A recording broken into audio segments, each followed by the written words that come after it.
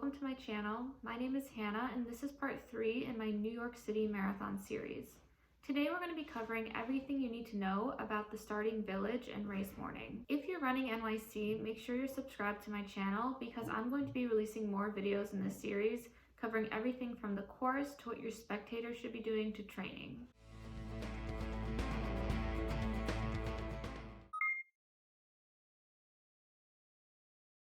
So first things first, do not stress out if you don't sleep the night before the marathon. It's super common that runners aren't able to sleep the night before a big race, and I actually didn't sleep at all the night before my first New York City Marathon, and I still had a great race. What is important is making sure you get good sleep the week leading up to the marathon to make up for possible lack of sleep the night before. I touched on this in my race week video, but I highly recommend eating a small breakfast before the race. Now, I know a lot of runners don't like to eat before a race, but the time between when you get up and when you actually start running for the New York City Marathon is much longer because of all the logistics of getting there than any other race I've ever run. And you're probably going to get hungry before you start running. So eat something light, eat something simple that you can easily digest, and make sure you're drinking plenty of water to stay hydrated leading up to the race. You really want to make sure you're waking up with enough time to get everything ready for the marathon. So get all of your things together, have a little something to eat, have something to drink, use the bathroom, which is very important, with enough time that you're not feeling stressed to get out the door the morning of the race. I have made a list of everything I recommend bringing with you on race day morning. Feel free to add to this list, but this is the bare minimum of the items you need to remember to prepare and to bring with you when you leave your home the morning of the race. The first thing I want to cover is what you're going to be wearing to the starting line on top of your race clothing. Now, New York City can be pretty cold in November, and every New York City marathon I've run, I've worn throwaway clothes on top of what I wear to race. And this is actually super common.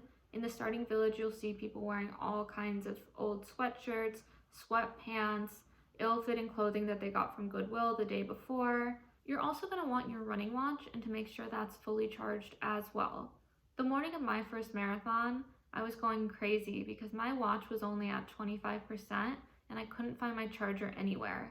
Now, luckily my watch battery made it through the race, just barely, but if you're planning on using a watch to pace yourself during the marathon, make sure you have it when you leave your apartment and make sure it is fully charged.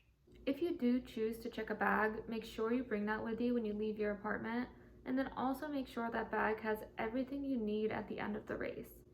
I'm not going to cover that here because I'm actually going to post a separate video with everything you need to know about the finish line of the New York City Marathon and everything you'll need directly after the race.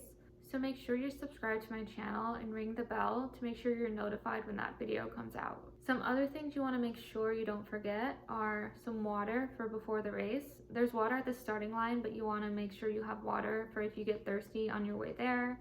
A snack, anything you're going to eat during the marathon. So if you're the type of person who eats goos during a marathon or during a race, make sure you have those with you.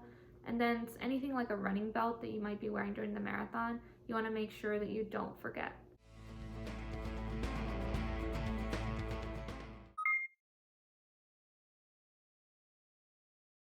Now that we've covered everything you need to think about before you leave your apartment, let's talk about getting to the starting line because there's a couple different options. You have to select an official race day form of transportation.